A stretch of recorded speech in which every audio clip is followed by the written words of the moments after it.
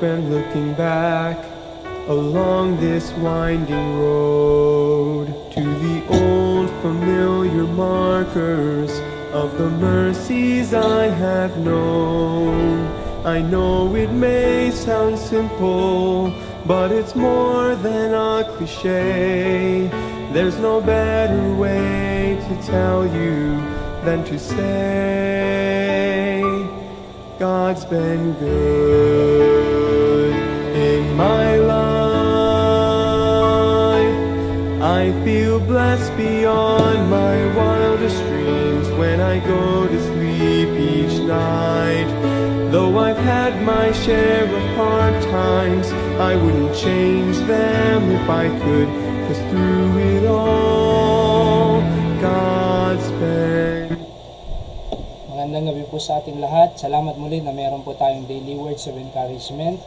It's always my prayer na meron ma-encourage po ang mga anak ng Diyos na nakikinig sa gabing ito sa kanyang salita. Tayo po'y manalangin, dakilang Diyos, pagpalaan niyo muli ang aming pag-aaralan na meron kami matutunan na prinsipyo at mapulot na words of encouragement mula sa inyong salita. Patawad po sa kasalan pagkukulang, ito ang aking dalangin sa pangalang Panginoon Hesus. Amen. Basahin po natin ang ating text, Mark chapter 1 verse 29. Sabi po ng Bible, 29 to 34 po. 29, the Bible says, "And forthwith, when they were come out of the synagogue, they entered into the house of Simon and Andrew with James and John. But Simon's wife's mother lay sick of a fever, and anon they tell him of her, and he came and took her by the hand and lifted her up. And immediately the fever left her, and she ministered unto them. And at even, when the sun did set, they brought unto him all that were diseased, and them that were possessed with the devils, and all the city was gathered together at the door. And he healed many that were sick of divers diseases, and cast out many devils, and suffered not the devils to speak, because they knew him." Yan po ang pamagat ng ating pag-aaralan. He healed many that were sick. Ang ibig sabihin po ng healed dito, sa Greek na therapeo, ibig sabihin po is cure o restore to health. Ano po, kasi nga po may sakit siya. Yung sick dyan is kakos sa Greek, kribus liswar. So, may iniindang karamdaman or hindi normal sa kanyang katawan, kundi may sakit. Ano ho? Diverse po is polkilos, manifold, or various. Iba-iba sa Tagalog po. Diseases is sickness, infirmity, disability. So, yan po ang mga word meaning po dyan na ginamit. Number 1, Jesus heals those who are sick and casts out many devils in His earthly ministry.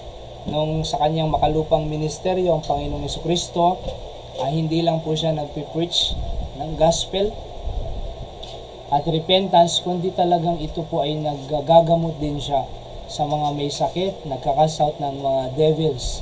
Ano ho? So, iba-ibang sakit eh. Katunayan po, yung bulag, nakakita pa, yung lumpo, nakalakad, yung pipi, nakapagsalita, yung bingi, nakarinig, and yung may 12 years na issues of blood, ay gumaling pa. So, iba-iba. Oho.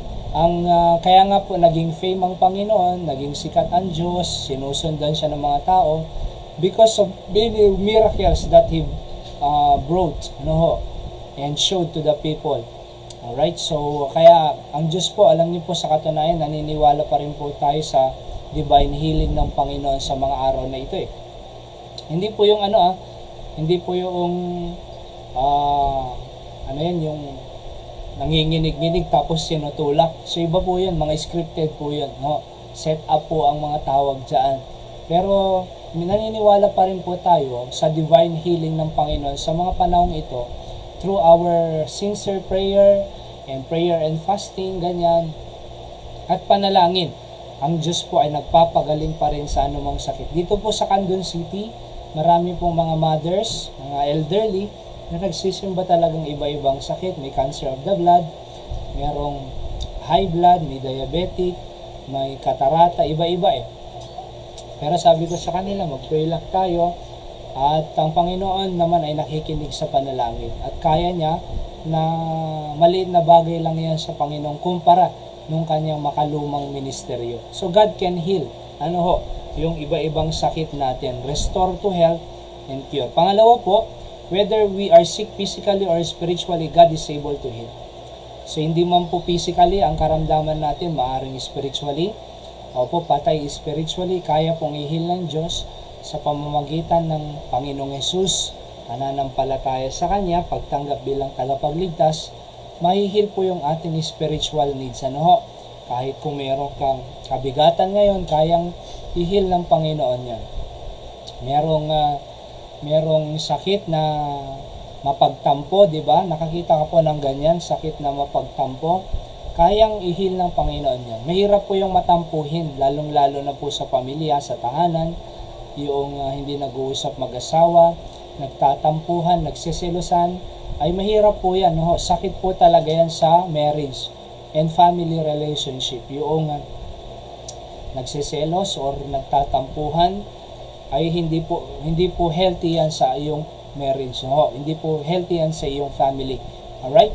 So, kasi po pag may ganyan na tampo-tampo, hindi nag-uusap, at humahaba pa sa 1 linggo, 2 linggo, 1 buwan, bago mag-usap, ang dami-dami ng nasabing masasakit na salita, nagkaayos din pala, nagkakapatawaran, pero paano yung nasabi na? Diba? Kaya hindi po tama. Kinakailangan po isettle agad, mag-usap, at para ang Panginoon po, i-heal niya yung ganyang kasing sakit sa ating marriage, sa ating pamilya. Alright? So, sa mga anak, maraming sakit sila. Sa sakit ng katamaran, sakit ng disrespect, sakit ng katamaran, pag-disobey, di ba? Oho. At alam niyo po, pagka ganyan ang attitude ng anak, ay kinakailangan pong paluin yan. Bakit? Sabi sa Proverbs 22 verse 15, foolishness is bound in the heart of a child, but the rod of correction shall drive it far from them. Yun lang ang tanging makakapag-heal sa kanilang foolishness. Rod of correction. Kaya ayos lang po. Yung Bible study nga po namin nung Friday, kahit college, papaluin ko pa ang anak ko. So maganda po yun di ba? Sapagkat yun ang talagang mag-heal ng foolishness sa puso ng isang anak. Okay? And then, yung katamaran, kinakailangan, meron silang assignment at responsibility sa tahanan. Hindi lang panay-nanay ang naguugas. Hindi lang panay-nanay ang umaasikaso lahat ng trabahong bahay. Kalain mo po 3 anak mo, 4, 5, tapos ikaw nanay, lahat ng gumagawa. Dapat na-delegate ang responsibility sa tahanan upang natututo naman at may kabahagi ang mga anak. Kayang ihil ng Panginoon yan. Spiritual needs natin na yan. And yung mga third party na ganyan, dapat isa lang ang asawa mo. Hindi po dapat kung may asawa ka, hindi ka na nakikipag-entertain ng iba pang may asawa or anuman. So malaking sakit po yan cancer po yan sa marriage. Kinakailangan po mawala po yan at ang Diyos ang tanging makakapaghugas po niya, makakapag-heal. And then, pag hinil ka ng Panginoon, number 3, sabi ko dyan, tell others that we have a God who can heal them too. Sabihin natin sa iba na meron tayong Diyos, na pwede rin silang i-heal. Dati ako ganyan, pero ganito na ako ngayon. Dati ako, di nagsisimba, ngayon ganito na. Dati wala akong pakialam sa aking pamilya, ngayon ay mahalaga ang aking family. So, ibahagi natin, lalong-lalo na po, kung iniligtas ka ng Panginoon, hinil po tayo spiritually, tiyak tayo sa langit. Napakahalagang ibahagi nyo rin po ang kaligtasan na tinanggap nyo mula sa Panginoon Jesus sa iba na pwede rin silang mahil spiritually, karoon ng buhay na walang hanggan, relasyon sa Diyos bilang ama at anak tayo, at magkaroon ng mansion sa langit. Ibahagi po natin kung paano po tayo hinil ng ating Panginoon, paano po tayo na-cure. I'm talking about physical and spiritual healing. Panghuli po, sabi ko dyan, our sickness can be healed by His greatness.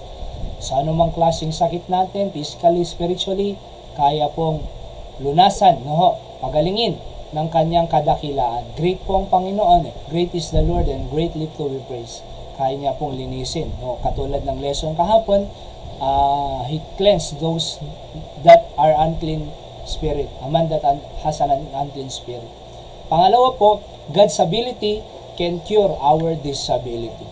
So, makapangyarihan Diyos, ano man pong disability natin, kaya pong baguhin ng Diyos, kaya pong ayusin ng Panginoon. Tayo po manalangin, ikilang Diyos, pagpalain niyo ang salita na amin napakinggan at naway manatili ito sa aming puso at isipan. Pagpalain niyo ang lahat ng nakikinig, Panginoon, sa gabing ito, sampu ng kanilang pamilya. Pinupuri ka namin at pinapasalamatan sa pangalan ni Jesus. Amen. So yan po ang ating daily words of encouragement ngayong gabi. God bless us all.